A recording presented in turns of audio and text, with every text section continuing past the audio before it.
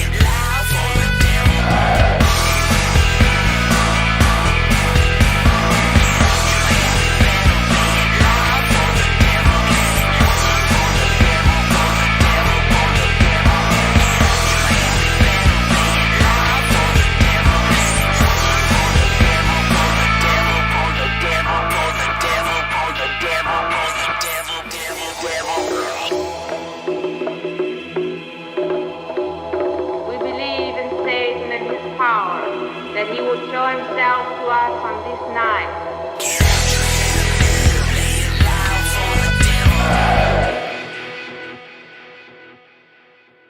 When the evil in a man has so rotted away his soul that even death cannot bring him release, he suffers the cruelest curse ever placed upon mortal man by the host of darkness. He becomes the Beast of the Yellow Night.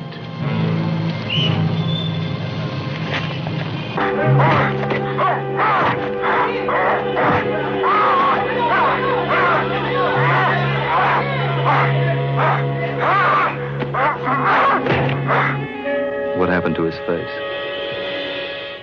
Mangled beyond recognition in an industrial accident. He returned from the dead to possess the body, the life, and the woman of another.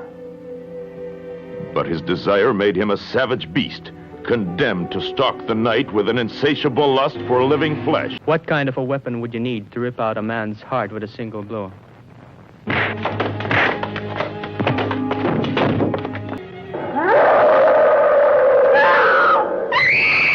The Beast of the Yellow Night.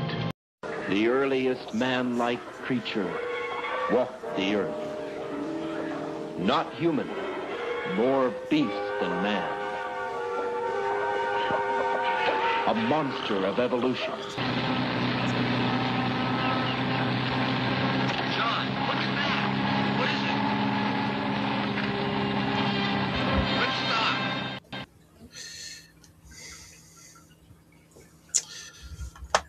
Well, boom! All of a sudden, we were gone. That was abrupt. Let's see, where were we? We've been there. Curse of Bigfoot. We were right there at the end.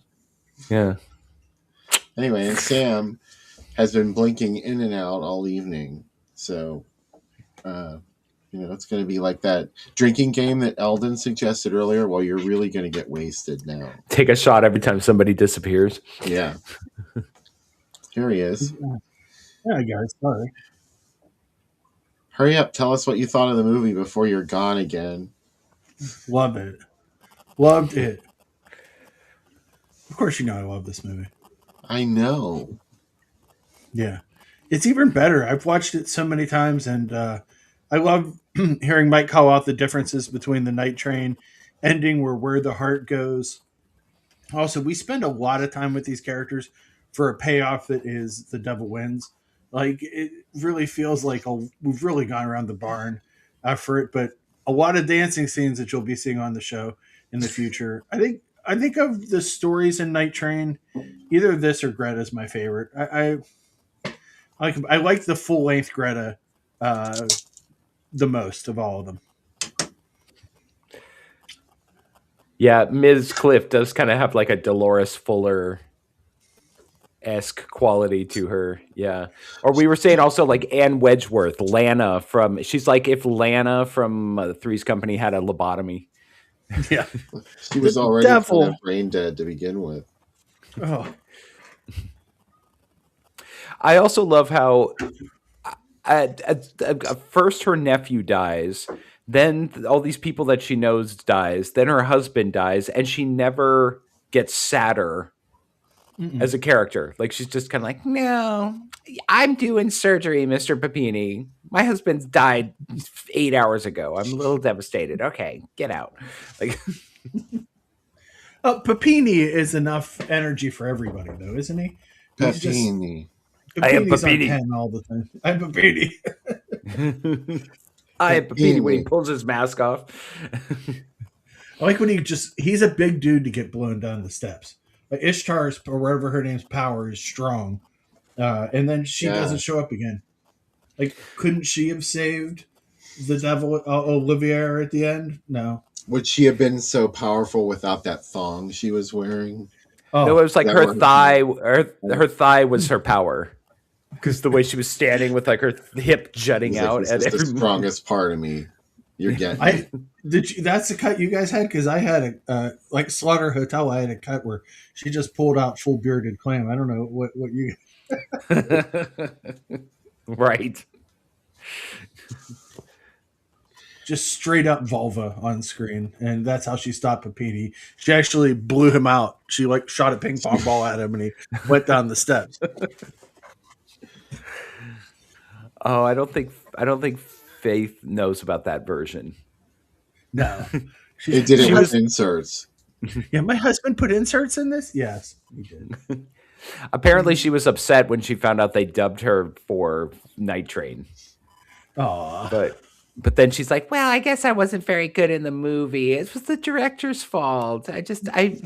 Some reviewer said I looked like a deer in the headlights. It was Tom McGowan's fault." Right. Actually, it sounded like she was doing a table reading.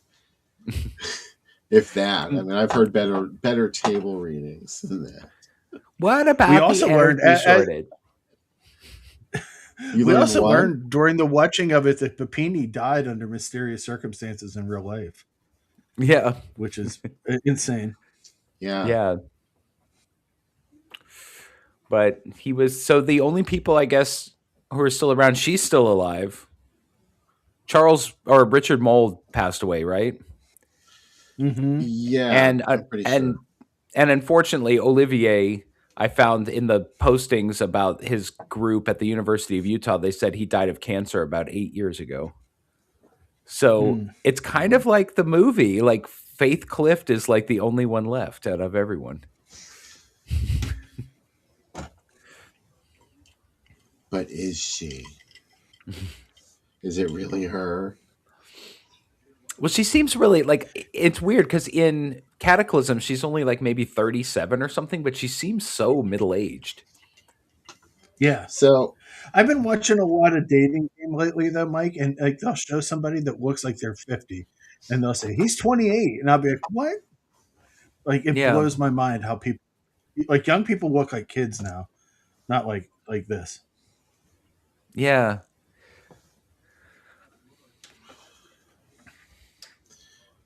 You know what I thought? And also Richard Mole, he must not have been that old in this movie at all. Like, what was he, like 30 or something? But they have him like he's kind of I think he's supposed to be like 50. I feel like he's supposed to be like Kevin Kline's age in the Ice Storm or something. Like he's supposed to be playing like a 53-year-old man because he has like those silver sideburns, but it's really just like a bad wig. And he's clearly like probably 30, 32. movie magic. Right. You don't question it, you just go with it. I have a really serious question, and you both can handle this. What happened in this movie? The devil won. Like if someone was supposed to ask it, like someone asked you, "Hey, what's that movie Cataclysm about?" Like just give a general outline of the plot. Now that we've watched the whole thing, because this is like the third time I've watched it and I still don't know what happened. A group of characters run afoul of the devil and and succumb to his power. Okay. Yeah, a man and- given the Nobel Prize for proving that God is dead because there's more than one Jesus is married to a woman who has bad dreams, who is a heart surgeon. At the same time, a man that survived a concentration camp and a tough cop decide to hunt down the devil. They all come together at a casino, or not casino, a disco.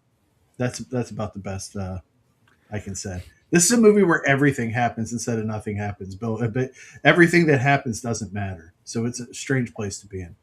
I'm glad you said that, because that's how I felt watching this each time I saw it, was that this really did not seem like a cohesive story. But I thought maybe I was just stoned. Well, no. So it started out. I was reading that they originally they were going to make a disaster movie, and they wanted it to be like the end of the world was coming. And then they saw The Omen, and they were like, okay, well, let's work in some devil angles to it. So it began life as a disaster movie, and then turned into an occult movie like midway through production or something. Mm-hmm. What kind of disaster movie was it going to be? Not like a disaster movie where it was like an earthquake killed everyone, but it was supposed to be like that there was a that the world was ending or something like that. You know, like what was that thing with like Kirk Douglas, that Italian? Apocalypse Holocaust 2000. 2000. Holocaust Yeah, 2000. it was like it was supposed to be something like that, and then they were like, oh well, let's just make it an occult movie because those are really hot right now. So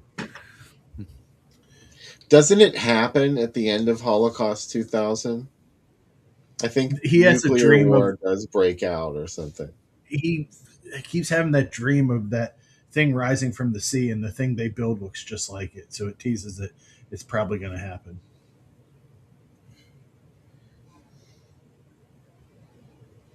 The Chosen, yeah, that's the AKA for that movie. The Chosen, You, that's right. Yeah. you know what? Face Clift or Faith Clift, whatever you'd like to call her, of her many names. The three directors that worked on this have some crazy credits. Uh, Greg Tallis was the assistant editor for Fritz Lang for The Testament of Dr. Mabuse. This is his last movie. But like how, right? And then we have Tom McGowan, which this is what blows my mind. He directed Brigham, which is another movie with the same crew, Savage Journey. But then he was one of the uncredited directors on Born Free, but he wrote the Aristocats, and he wrote Cherry Harry and Raquel for for Russ Meyer. And he wrote the spy movie, The Man with My Face. How did he get in this? And then Phil Marshak's career is almost 90% adult films. Yeah, he made Dracula Sucks. Yeah, and he made a movie called Blue Ice that is another Nazi movie about how the Nazis have a special ray that can turn any woman into a nymphomaniac. Cool. So like what a weird group of people to all come together to make this movie, and then 5 years later to suddenly have their work be taken and remixed into Night Train. Like it's really, you couldn't put a wilder cast of characters and weirdos together. Mostly, and like you said, mostly college students, and Cameron Mitchell, and Mark Lawrence, and Richard Mall. Is this the movie, Bill, where Richard Mall met Tony? Could that have been like where they crossed over? I think she said that she knew Richard Mall before they made this movie. Oh, wow. I think it happened years prior to Cataclysm. Yeah. And it was just, her dad and Richard Mall worked together on this movie eventually. There's a lot in this. Yeah. Didn't Richard Mall turn into like a total asshole in his later years? Like he was really sort of bitter and bitchy and didn't want to give interviews and said he hated the cast of Night Court, and then he just died. I don't remember that. Richard Mall was never really on my radar. Oh, really? He's in so many 80s horror movies. It's like amazing. House. Yeah. Dungeon Master. There's so many that he's in. Evil Speak, he's in too, which is playing at the drive-in this year. Yeah. So a lot of stuff. And then when he showed up on Night Court, I was like, oh, now he's friendly. I can't be afraid of him anymore. Oh, I hated his character on Night Court. I hated his catchphrase, "Okay," or whatever he used to say. Yeah. Who's your favorite Night Court character, Mike? That's the important question. I mean, John LaRoquette. Yeah. Yeah. I loved Dan Fielding. I was like, I couldn't figure out why people didn't like him. Like as a kid, I remember going like, he seems fine. Like he seems like a cool guy. Like why is everybody always picking on him? Why do they act like he's really problematic? Like he's really good looking and he's got a great personality and there's nothing wrong with him.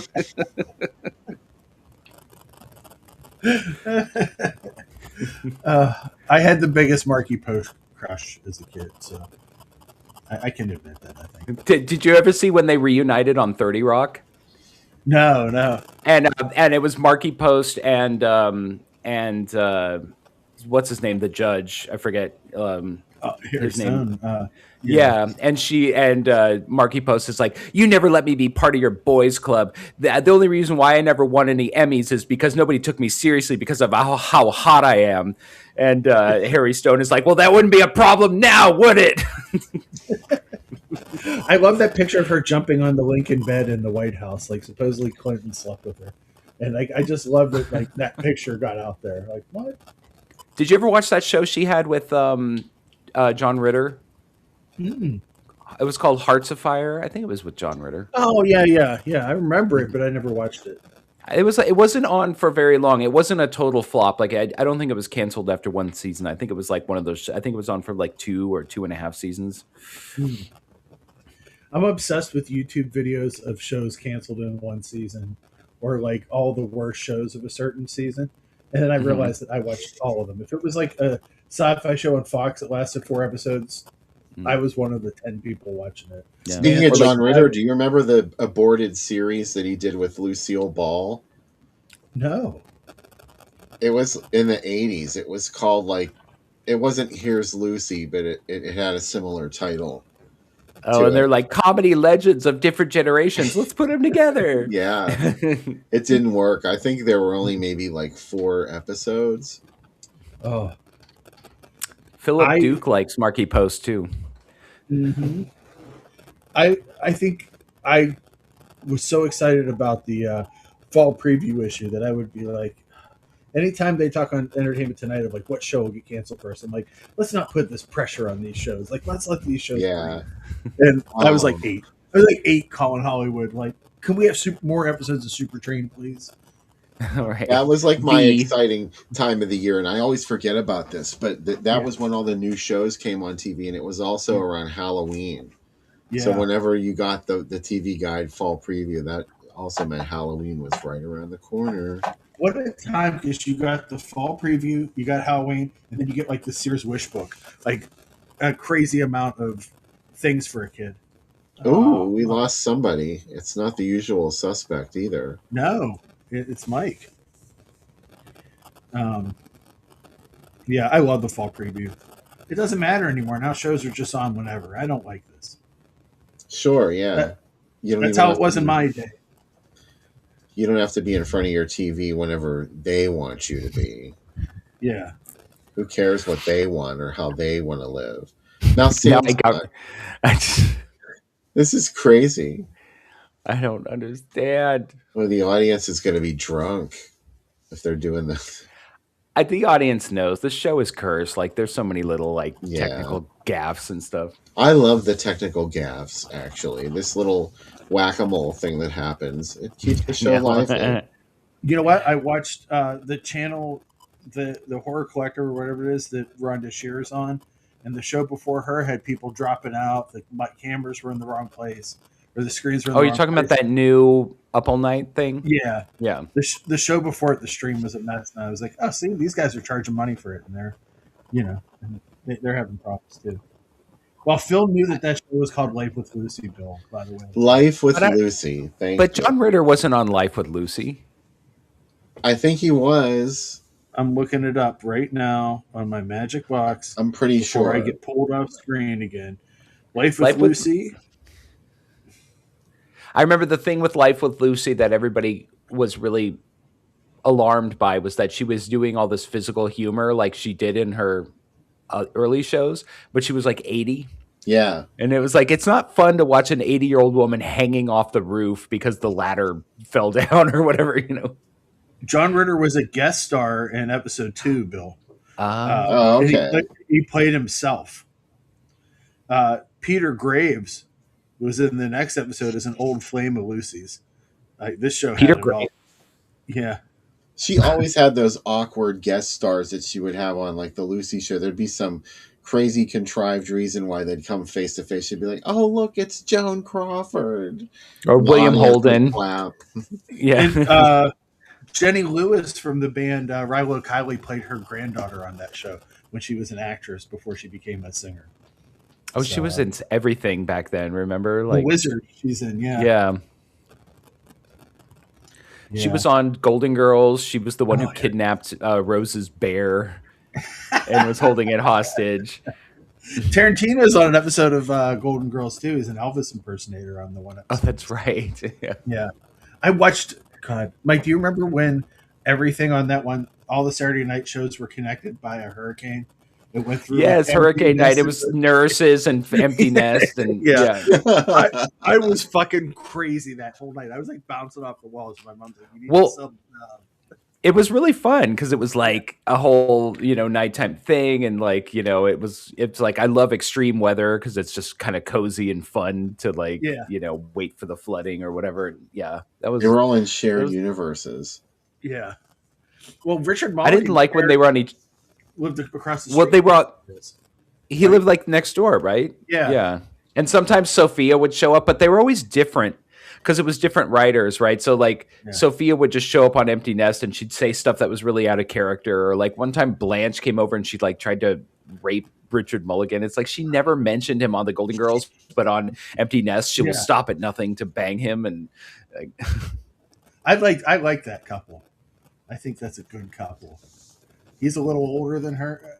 Also, like, I don't need anyone to tell me how old the Golden Girls were when that show started, because no matter what, I'm 10 years older than whatever age they are. Do you know what I mean? They're like, oh, well, I always thought Blanche was like so old. Like, no, she was 41.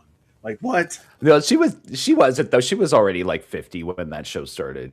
Yeah, I know. Because she was born in like the 30s, right? I think Rue. so. Yeah. Rue McClanahan. I'm looking this up. Because by the time because when she was on Maude, she was like 40. Yeah. On the show, Dorothy was supposed to be 54, Blanche was 53, and Rose was 55. Right, but Again, like B. Arthur was I'm like 10 older years than- older than than that. this. Yeah. Yeah. And Sophia was 80, but she was the youngest. Of it. Right. Well, no, Rue McClanahan was the youngest. She was 51. Yeah. Yeah. It's weird, though, because, like, on the show, she's presented, like, she's, like, sex shamed throughout the entire show. You know what I mean? Like, for everything she says, and it's like, okay. It's weird now that I don't think this would happen. Like, your one character's role is you're real dumb, and you're from a small town near Minnesota, and your role is you're a slut, and you're from the South. And then there's angry B, and then B. Arthur's just playing B. Arthur. And then Sophia was they kind of didn't really follow like she had a stroke and she had no qualms. Like it was like the stroke had killed the part of her brain that could like hold her tongue. And after a while, they kind of did away with that, and they just have her be like a wise ass old lady. But like, there was supposed to be a medical reason for the fact that she just couldn't stop calling everyone a slut or stupid or whatever because the stroke had killed it. I will tell you that when my dad had his stroke, that happened to him, and I was in the parking lot with him when my mom went into a store, and he was just yelling out the car at people. And I was like, Dad, you got to settle down. And he was like, look how fat that guy is. And this man was the kindest, most gentle person you've ever met. And he's like, I can't believe how fat that guy is. And I'm like, okay. And he goes, that lady looks like your mom. And I'm like, that is. And he goes, oh, well, tell her to get in the fucking car. And I was like, what? She had one friend that he never liked, and he never said anything about it. And then one night, we were riding in the car. I know exactly where we were at. It was out by where Spotlight 88, the drive-in was. And she was telling me about how great this friend is. And he's like, Sam, from the backseat, Sam, have you ever met her? I'm like, no. He goes, you're lucky. She's a fucking bitch. My mom just spontaneously started crying. And she was like, how dare you say that? He goes, I've wanted to tell you that for 30 years. And for some reason, now I can. I don't know what's happening. And I was like, okay, Dad, like, let's settle down. It was funny, but it was also like, it was sad. But yeah. Was it just kind of random, like how Marshall, like in The Night in the Life of Jimmy Reardon, Marshall Bell didn't like Ann Magnuson, and he's just like, I don't want you hanging out with that woman. She's a bitch. He was just like, I don't like that bitch. She's trying to steal you from me. And I'm like, Dad, like this lady's 90. Like she lives in a house by herself. Like this, there's nothing for you to worry about. He also single married people don't like when their partners hang out with single people because they feel like the single person will convince their partner like it would be more fun to be single or something. I think so. And my dad was always just kind of like, I guess all I ever hear about is how this lady travels around the world. And when my mom talks about this person, it's kind of like, this is like I don't know if your mom Bill has any of these friends where they're very exalted You always hear how great they are. And my dad just finally snapped one day. He's like, I don't want to hear about her anymore. Like, I don't care. And it just kept coming. So, He couldn't help himself. no, but he did say some hilarious things. He told me once because he watched, he was on like, he would get on a kick of shows and like, but they were always new to him, right? Because he had no short term memory. And he watched like every Murder She Wrote like 5 times. And he said, you know what the best thing about the show is? I know I've seen it 10 times, but because of the stroke, I don't know who the killer is. So it's all new to me. Every episode's new. He said, imagine watching TV and every episode was like the first time you saw it. He's like, Wow. that's what my brain's like. He loves Schitt's Creek. He's like, they must have made like 30 seasons of this, and they made 3 or 4, Dad. Like that's all they made. I can't wait for my stroke because I want to go back and like rewatch Mama's Family from the first episode. I watched a YouTube video and I thought the other day, like 10 facts you didn't know about Mama's Family, and I was like, what? No, it was funny. You messaged me and told me you watched that, and I had just gotten done watching it. And I was like, our algorithms are like totally like synced up. I want to go. I'm hoping the next time you're here, it syncs up with, because Vicki Lawrence comes like once or twice a year and plays the Palace Theater, and I really want to go with you because I know we'll be the 2 people that like there'll be people like, oh, I love Mama and that's funny, she's coming, and we'll just be like, can we come backstage and talk to you? And we'll just have so many questions for Mama. We like know all the because she doesn't even remember. So I have a friend who's a Mama's Family freak, and he said something to her once. He's like, "Oh, I love." She's like, "We never made a Halloween episode," and he's like, "Yes, you did. You did. It was an homage to the Hitchcock movie Rebecca." And she's like, "What?" Also, we will only refer to her as Mama. We won't call her Vicky, and she'll just get very upset about it. She's like, I have a name. I'm like, yes, Mama, and there will be politely. She'll sing "The Night the Lights Went On" in Georgia for you. Oh, I hope so. She had me at Big Bellied Sheriff. The celebrities that Mike and I want to drive crazy really aren't much more famous than us. They're just like maybe they've been in 1 movie or 2 movies that no one's seen. But to us, it's like, oh, we have to meet this person. Well, it's like we have to meet Susan George. We wanted to meet Samantha Eggar. We want to meet Meredith Hayes. I love it. I made a Susan George voice just for the show, so I can make her say, "Has anyone seen the hand? The hand that keeps coming in. That hand." Well, you did one where she was talking about. Well, no, it was a Samantha Eggar voice, and she was talking about Susan George, and she's like, "My friend Susan George was fucking 2 shark hunters, and they made her watertight."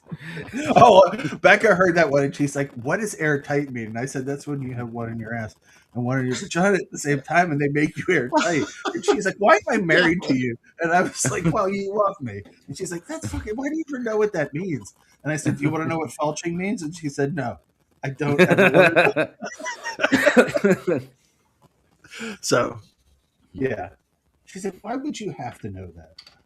The one thing I did learn, Phil said, "What's the most important thing?" I never realized that Vicki Lawrence agreed to do the syndicated show and didn't realize that Carol Burnett had gotten divorced from her husband. So, like, Carol Burnett was enraged at her, and she just didn't know that they had been divorced, and she had already agreed to be in the show. So that's why, like, they had a rift for a couple years, and then finally they decided that, we should be friends. Yeah. Because she was like, "Well, let's go. Come on, Vicky, you're my friend. Let's go do some stuff together." And she's like, "Oh, I'm doing a show with Joe. We're going to be doing Mama's Family." Also, that I love that Vicki Lawrence got into Hollywood because she looked like Carol Burnett, and her mom sent Carol Burnett a letter and said, "My daughter looks a lot like you." And she says, "Well, I'm going to come meet her at that some show she was in California." That would never. That feels apocryphal. That doesn't feel like it really happened. But yeah, she probably already. I mean, wasn't Vicki Lawrence already a singer? No, she was doing acting or something, right? Yeah. My dream is Bill did the show this week. It'll be on Friday. The Bat People. He defends the Bat People. I want Mike to come on and be on with Becca, and I'm going to make you guys talk about the Net and what's the Temp, and then the Michael Douglas movie with the virtual reality where Disclosure. I can't wait because my favorite line in that movie is he's like, "You harassed me." She's like, "Well, I wasn't harassing you. Your dick was in my mouth last night." That's the kind of like sparkling dialogue I want to hear you guys. regale. So, Oh yeah, then she goes, "You stick your dick in my mouth, and you get an attack of morality." And then Yeah, the that's wife what- goes, and then the wife goes, "Why was her penis? Why was your penis in her mouth? What is she trying to give up smoking?"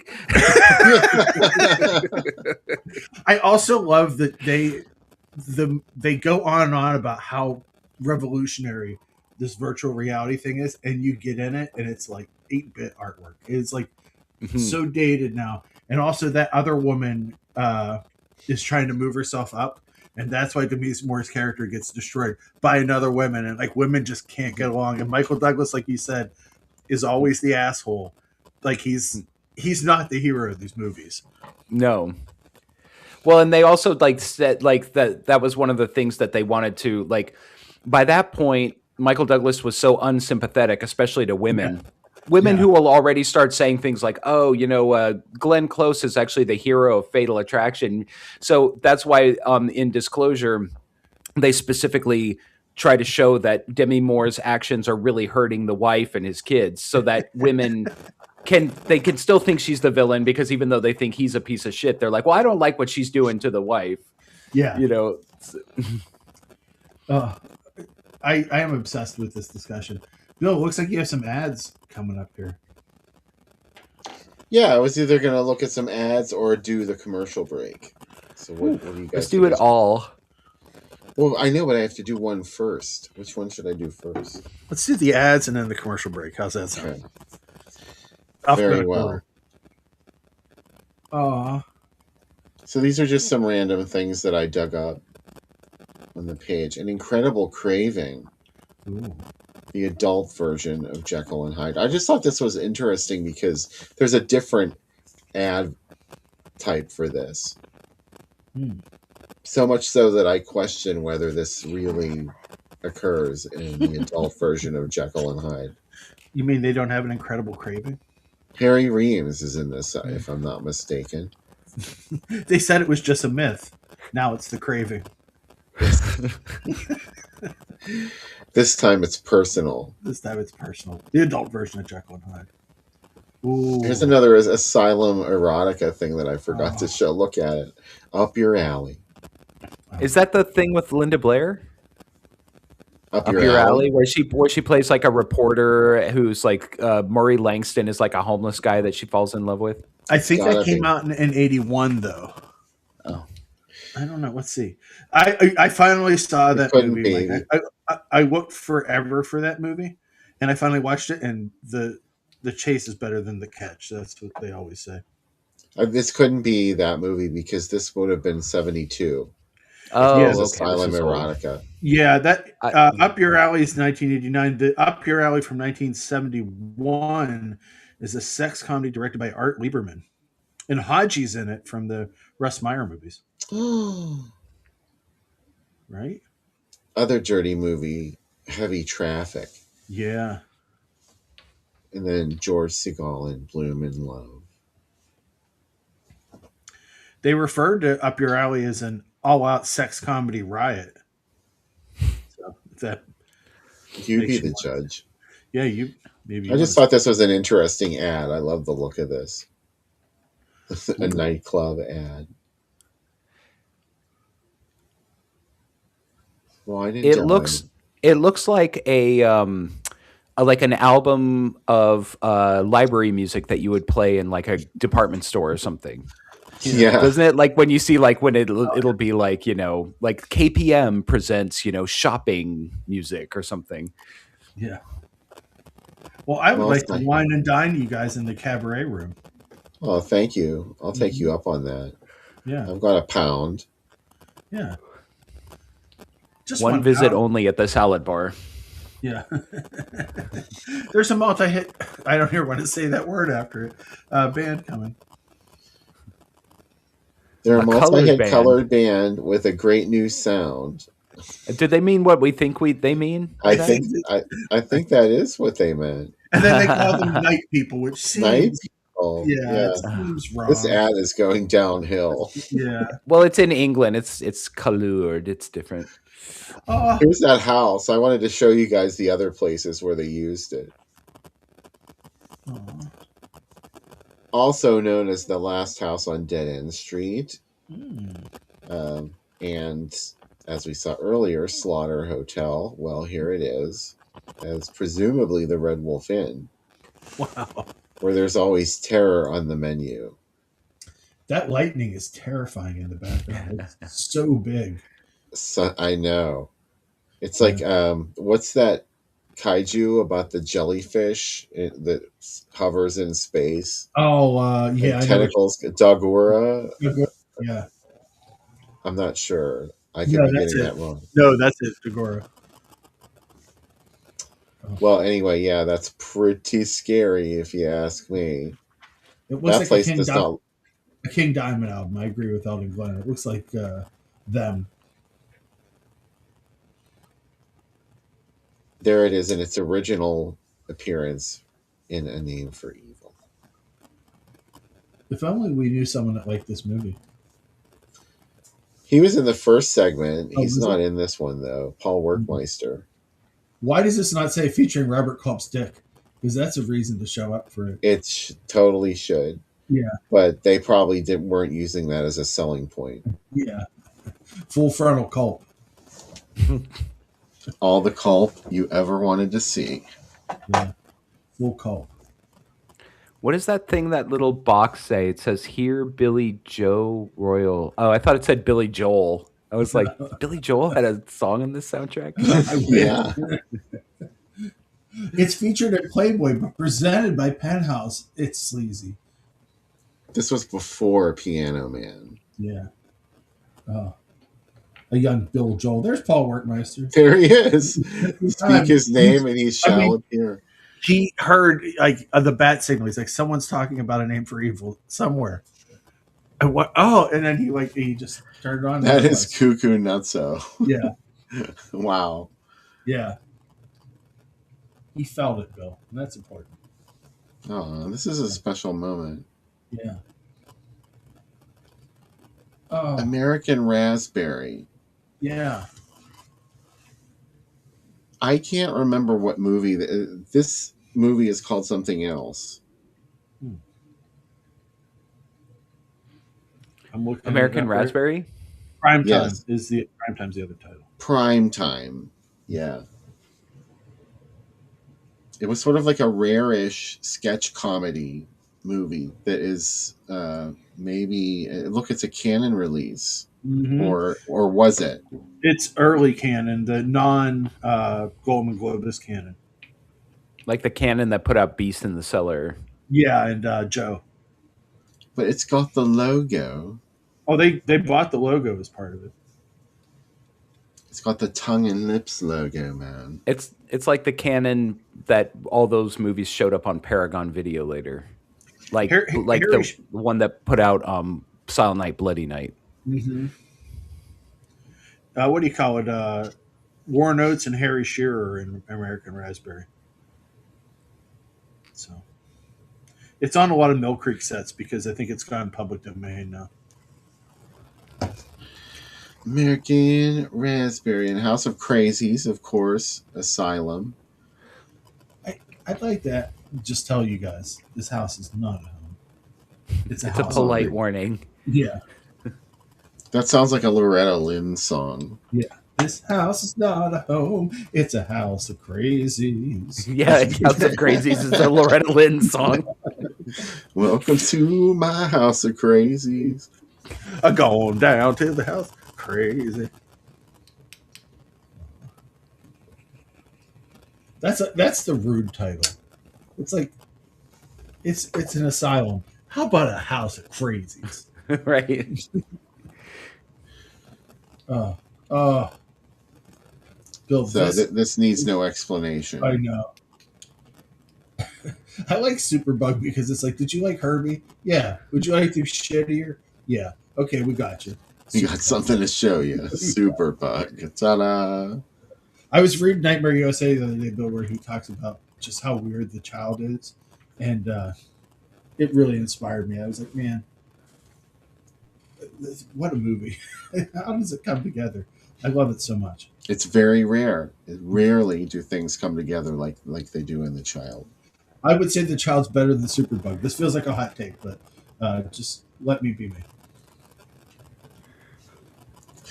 Oh, Is Superbug isn't Disney or anything, right?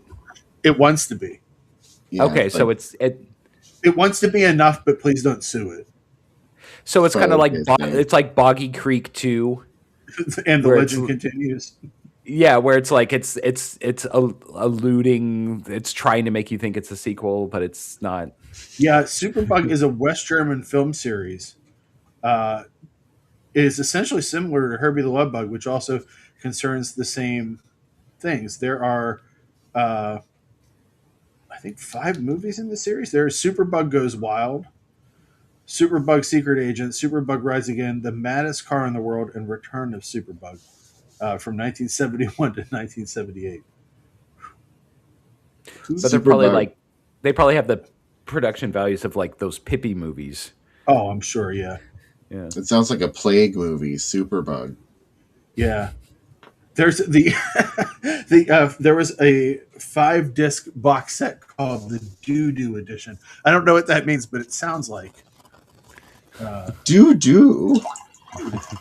I feel like I'm going to have to watch all 5 Superbug movies. For Do this dip cycle. into it. I'm going to watch Super Dad, Superbug, and Super Fuzz all in the same day, and then I'm going to hang myself. It'll be a great day.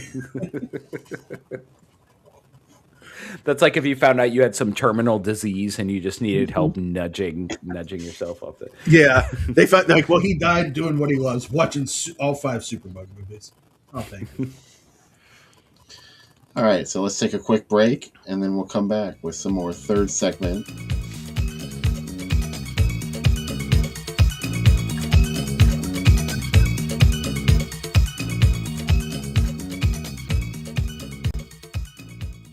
Get your skis shined up, grab a stick of juicy fruit. The taste is gonna move ya. Take a sniff, pull it out. The taste is gonna move you when you pop it in your mouth. Juicy fruit is gonna move ya. It juices soft, it gets right to ya. Juicy fruit, the taste is gonna move ya. Sweet dreams you can't resist. N-E-S-T-L-E-S. A dream as sweet as this. N-E-S-T-L-E-S. Creamy white, dreamy white. Nestle makes the very best. N-E-S-T-L-E-S. Sweet dreams you can't resist.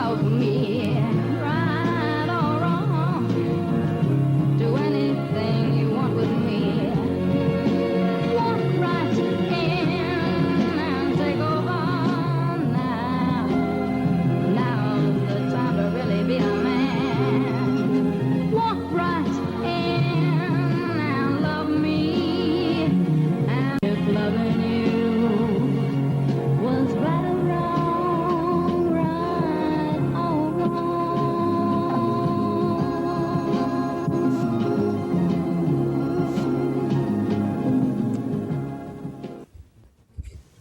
In just a few moments, we will return to Not yet. Something Evil. Get ready, Manhattan, because Crazy Eddie's coming to 150 Broadway, corner of Liberty Street, with his greatest grand opening super sale ever. Free Crazy Eddie t-shirts, free Crazy Eddie baseball caps, and all great Crazy Eddie superstores will be celebrating during Crazy Eddie's greatest grand opening super sale ever. So get ready, Manhattan, because nearly got me, because Crazy Eddie's coming to 150 Broadway at the corner of Liberty Street. Free Crazy Eddie t-shirts and baseball caps. Come on down, we'll be looking for you. Oh my. That guy did those all in one take. That's crazy. Literally. They used to parody him on. Well, I don't know if they used to parody. I feel like they parodied him on SCTV, but I also think that in that era, like every city had a Crazy Eddie or some motor mouth salesman owning a Ellen store. had Jake, the guy with the snake on his face that could sell you porn. That's right. Well, no, they had the one. It was Eugene Levy, and it was like some old Jewish, like Hasidic guy, and he's like, it was like Crazy Chaim or something. He's like, we have stereos down here. I'm crazy. Like, do you remember that? It was, I think it was like some Texan and the Boiler are my two favorites because it's just him playing the piano and just her going, "We got this. Do you want a squirrel?" It's just like the dumbest. I love SCTV so much. It's so good. I know. They're all like. Alvin mentioned Jake, the guy with the snake on his face, at the same time as me. I wasn't looking at the chat. Anything with John Candy is approved. Yeah, exactly. John Candy, Joe Flaherty, and Catherine O'Hara. No more. So we don't have. I know. This. I love when Joe Flaherty randomly shows up in roles in movies because it just makes me happy. Like, even if he's only in it for a second, like, I'm like, oh, that's cool he got in this. Like Back to the Future 2. Yeah, oh my God. Yeah, that, and he's really good in Happy Gilmore because he just, like, he's so fucking annoying in it, and it's great. I love him in that.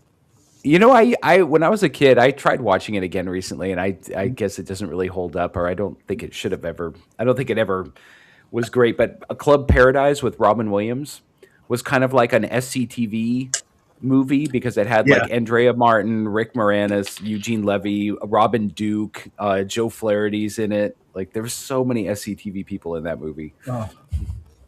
That's probably why I saw it. I probably rented it just because of that. I think when I was a kid, I was like, I didn't know the difference between good. Like, I was like, oh, it's Robin Williams. It's probably great. And then I liked it, and I thought it was really funny. And then I grew up, and I was like, no, it's not good. I was just 9 years old. Yeah. I mean, that's every movie I like. You know what I mean? Like, that's how I got here doing this show. Yeah, I was trying to explain to somebody about how, like, when you're introduced to something as a kid, you kind of stay locked. Like I was like, I think maybe if I just turned on Mama's Family for the first time now, I don't think I would laugh. But because it's part of my lizard brain now, like my kid brain, that like I'll laugh my ass off watching old reruns of that. I've been, like I said, I've been watching old Love Connections, and it's great. It's like everybody looks like they're from a totally different world now in it, and just the situations. I know it's fake. I don't care. Like, I just really enjoy it.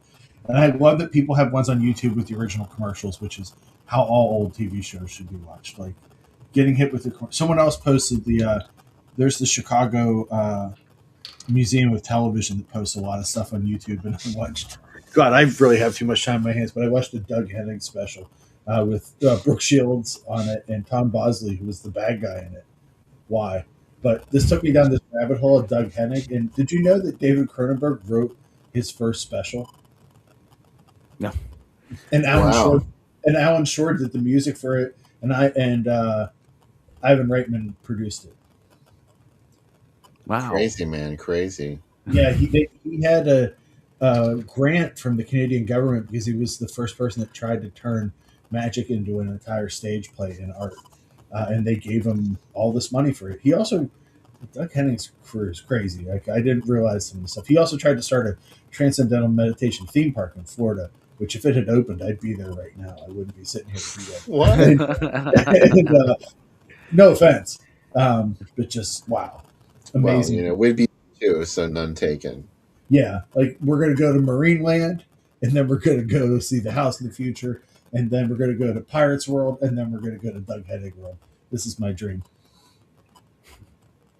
So, do you want to see what came in the mail this week, Bill and Mike? I do. There's a lot. Yes, I do. Yes. So these are check discs, but this is the new stuff coming out from Arrow this month. They got Excalibur, the John Borman movie. Oh, UHD of The Visitor. Can it get any better? What? Yes. Oh my God. Westworld, UHD, American Yakuza, and this is Iphigenia, and that's from Radiance. I was sent. Ooh, I don't even know what this is. This is from Unearthed Films, Garden of Love. Pretty cool cover. And it's got these like weird zombie dudes on the back. Excited about that. And then this is from MVD, Knockoff. Oh yeah, with the JCVD. A little bit of Jean-Claude. Ooh. Yeah. I honestly believe that even just a little bit of Van Damme is enough to transform you inside. We got some Japanese Godfather box set from Radiance, and a movie called The Keeper, directed by Osgood Perkins. That dude's like knocking out movies left and right, like a couple a year. What are you doing, Osgood? Anyway. And a movie called Rockers, which is also another MVD one, which is a reggae movie. Pretty cool. And just got one or two left. This is another. Oh, this is the Excalibur full set. They put the discs in two different places. I finally got my Vinegar Syndrome order. What did I get? I got God Monster of Indian Flats. Look at that. That's a beautiful thing. I love this movie, Bill. I can't. Yeah, me too. I got Invasion USA finally, and our friend Austin Trunick is on it, doing a video essay about it. And I don't know why I didn't have this, but I got the new slipcover for Thriller, which is really nice. And especially the back cover is really cool. So that's nice. Yeah. And I'm very excited. That's the tagline from They Call Her One Eye, right? They took her Yeah. speech. They took her sight. Yeah. Yep. There she is. And I'm very excited. My finally got my order shipped from Severance. It should be here next week for my Black Friday order, which seems. Also, they have a new Antonio Marghetti box set coming out, and I'm real excited because I got a quote on the back of Jungle Raiders. So really, I feel like I can retire now from doing this. Wow. Is that everything you had? That's everything. Yeah, it was a lot. Because I have something that came in the mail, too. Yeah. I'm excited. What is it? It just arrived in today's mail, and here's a hint right here. Oh. Okay. Yeah. It is the brand new Bay of Blood UHD 4K. Oh my God. Yes. I am so excited for you. I really did. I can't afford to buy a bunch of stuff like this, but this I could not pass up. Yes. Because it's just so beautiful. I can't wait to watch Stephen Bissett's Hallmark releasing documentary that he produced on here. And as if that wasn't enough, I got these. Oh, yes. With it. These two Carnage vomit bags. Oh.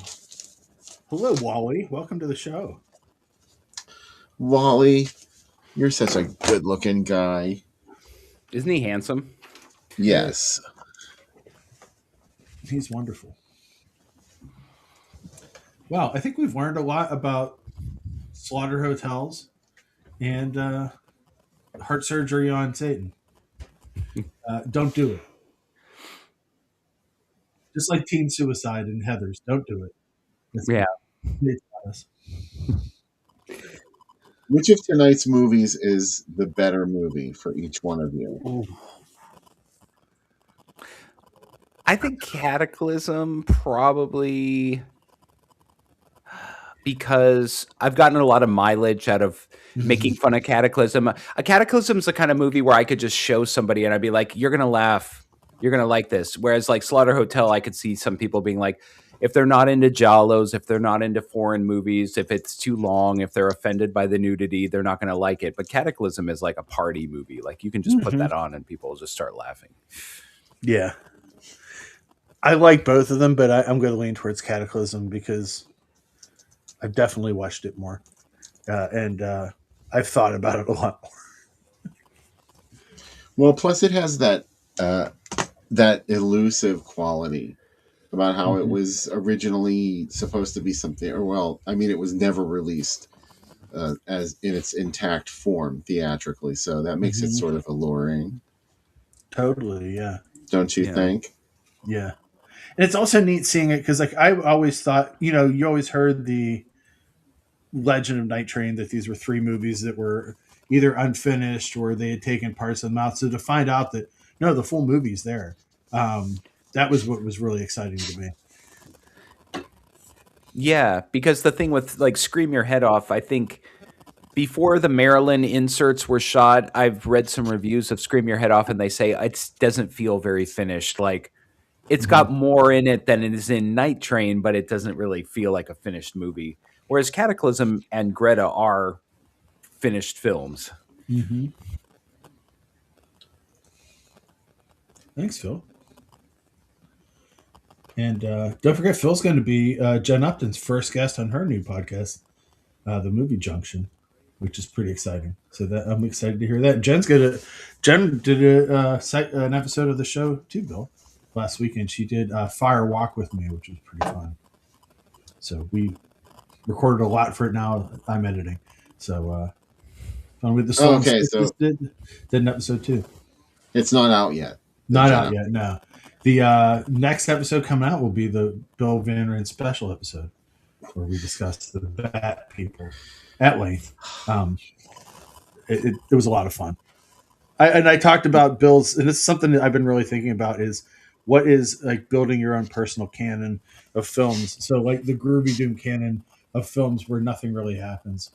We talked a lot about that in the episode and like why movies like that mean something to Bill. So it was fun. Like My Brother Has Bad Dreams and stuff like that. Yeah. I feel like The Black Room is kind of like that. Yeah. Yeah. Stuff happens and some stuff happens in it, but not much. Yeah. It's all more like that's another one of those movies that's based around one primary location. It's like a stage play almost. Mm-hmm. Be more beaver than a fur coat cold storage vault in the summer. What? That's an understatement. Yeah. If you like, that's what the poster should have said, or the ad should have said. If you like vagina and murder, come to Slaughter Hotel or to Asylum Erotica or whatever we want to call it this week. It was very gynecological. It was. Well, and it also was funny because like I remember David Dakota when he was doing those awful like boy exploitation movies that were shot in that house, and he had he had Linnea Quigley and Brink Stevens and Michelle Bauer come back and they did like Cougar Cult. Mm-hmm. And like the way that he did sexploitation is like there was like always scenes of like these like boys in underwear like having nightmares and like rolling around in their bed, and it reminded me of Slaughter Hotel. And I was like, what is it like? How there's something where it's like, well, we want to see you like move around and do a lot of positions, so have a nightmare. Like there's nothing sexy about a nightmare.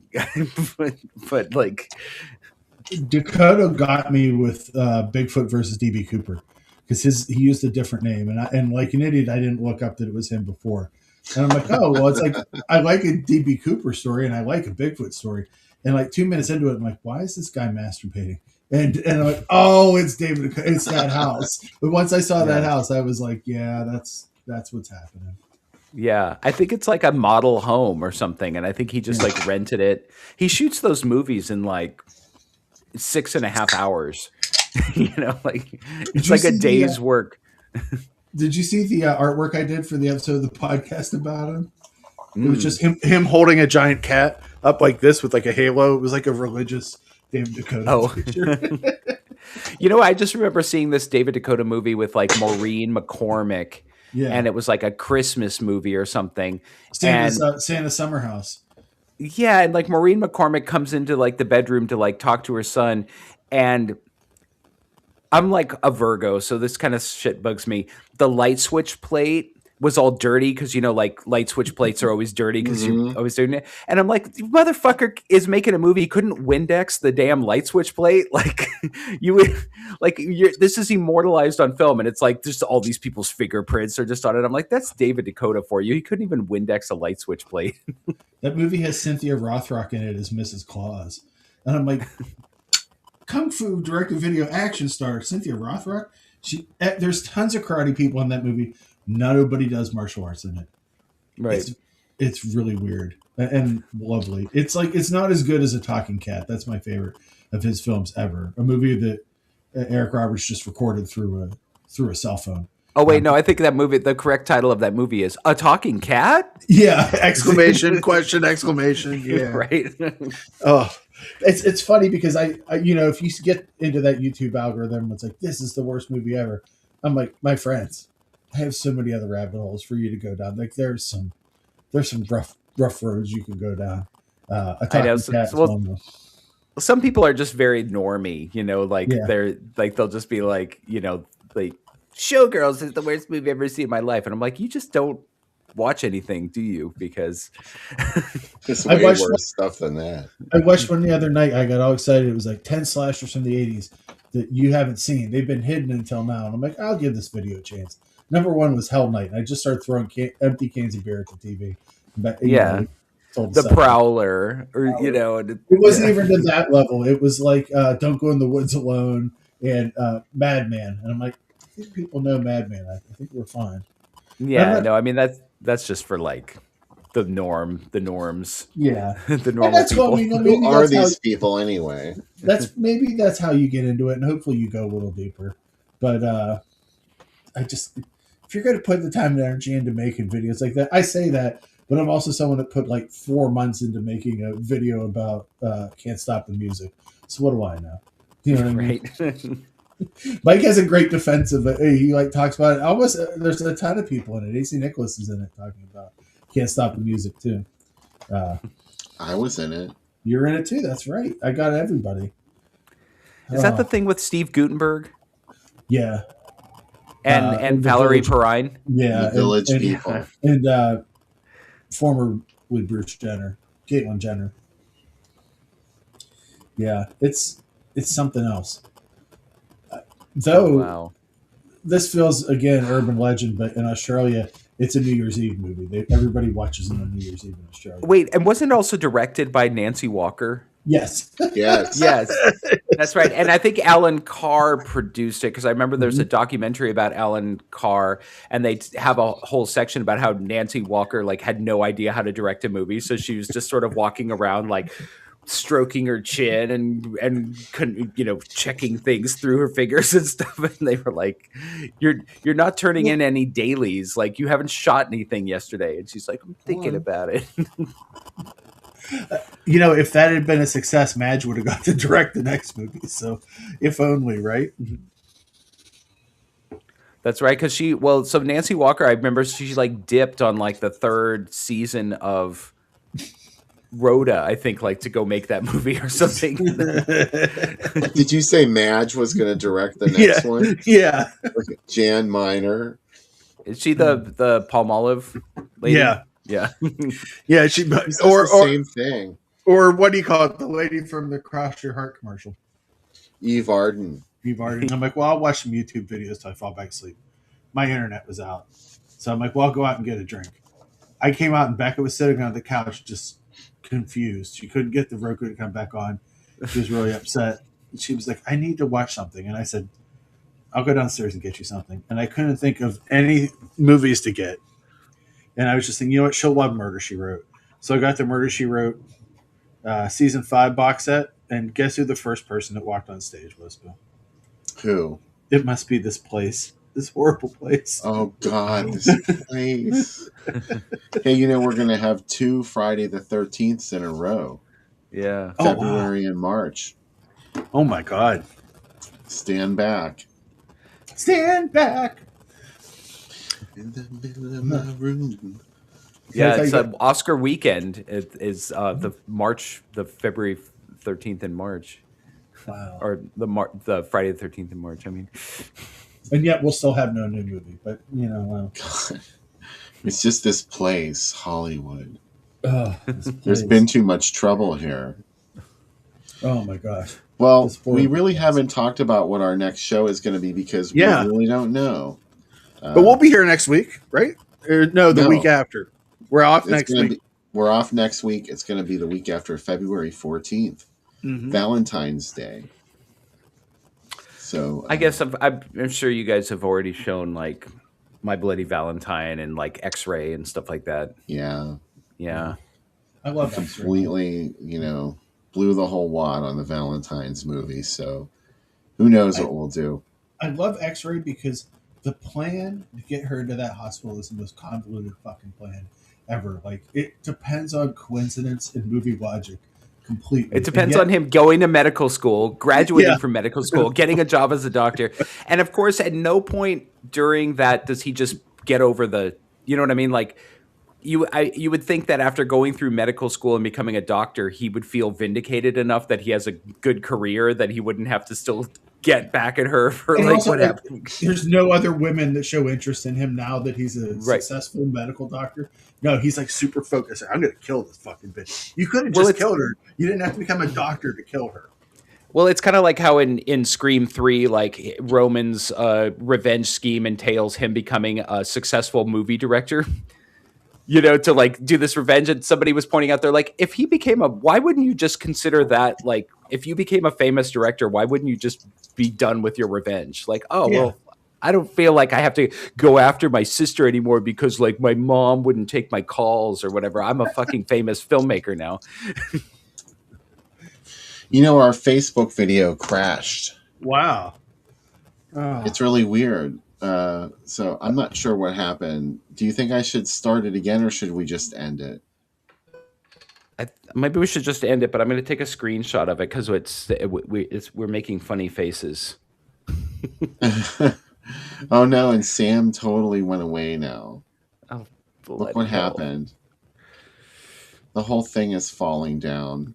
Well, it's because we dared to show the cataclysm and show that God is dead.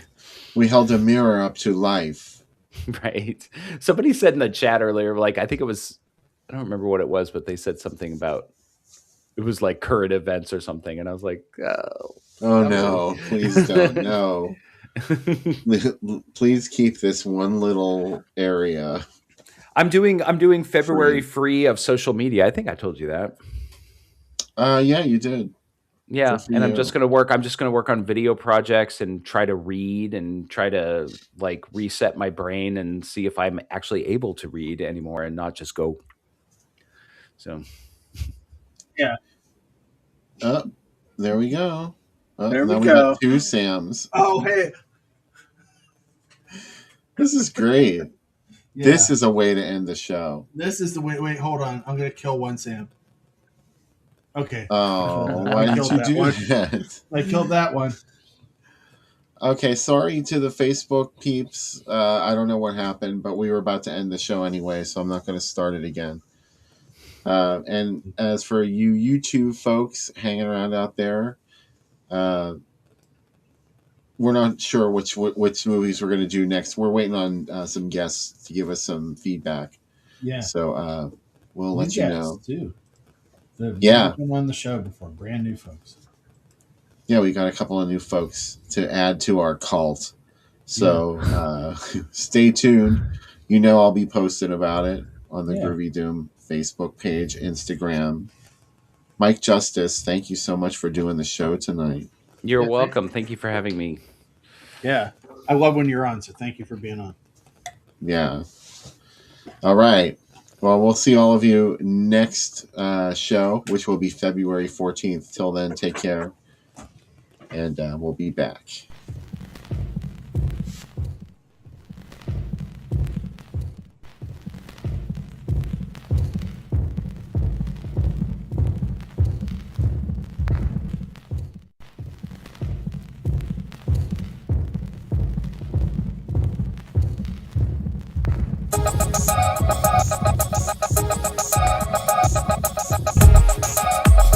Under 17 not admitted without parents or guardian.